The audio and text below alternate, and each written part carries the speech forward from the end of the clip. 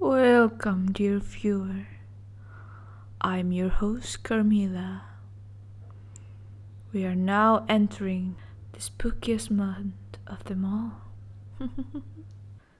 To keep the spirits alive, I gift you my offering. Now, turn off your lights, relax, and enjoy.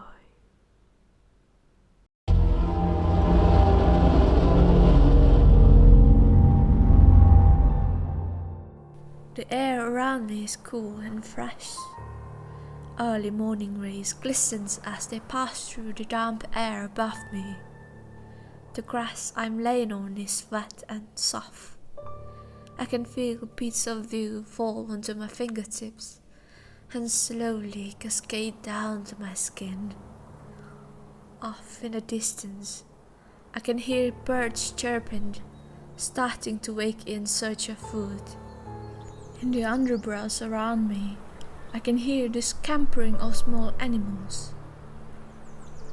The forest is starting to awaken, and the sunbeams warm my cold cheeks. I'm looking up at the sky above me, and I can see it go from a brilliant orange to a soft blue. The colors transition from one another in a slow, beautiful dance. The trees sway and leaves fall onto my body. I watch as they swirl and slowly drift in the air. They are in so many colors, more than I ever thought possible. Browns, reds, yellows, oranges, so many colors. I feel as one lands on my cheek and sticks to the early morning dew. I had never noticed just how beautiful life was. Then I felt the first of the critters find me. It was jittering and sinking its teeth right above my knuckle. I was lucky. I couldn't feel it when it managed to tear off the bone. I could feel the things I wanted to, so whenever I felt something bite and gnaw, I quickly turned my attention away. As the day grew, the sun started to make its appearance above me. I knew most of my fingers were gone. Animals I could not see ran to and from my body, collecting a piece before running away. Parts of me now lay scattered throughout the woods, feeding the bellies of small fluffy creatures. I could tell that parts of my arms and legs were tuned off. I could feel the cool autumn breeze through holes in my clothes that previously didn't exist. The leaf on my cheek had dried and threatened to blow away with every gust of wind. A fly was starting to hover over my left eye, and I wished I could blink it away.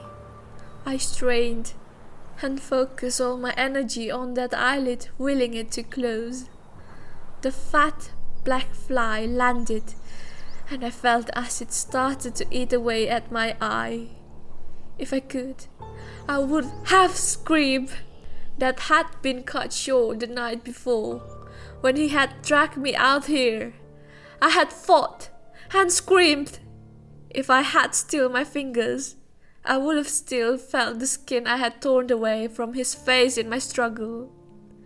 I didn't know who he was, or why he chose me. He had thrown me down and wrapped his hands around my throat. I gasped, but nothing went in or out. I could feel my heart racing and my lungs struggling to expand. I didn't want the last thing I saw to be the face of this horrible, ugly man.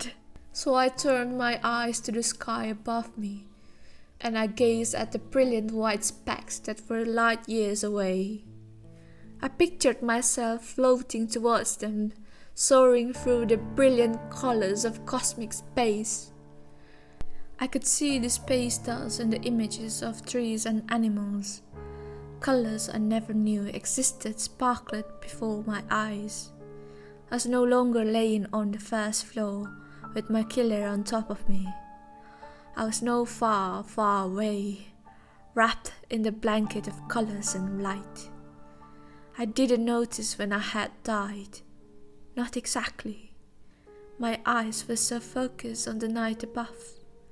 I didn't see when he let go and left. He left me there, on that soft patch of grass. He left me for the animals, for the insects. He left me for dead.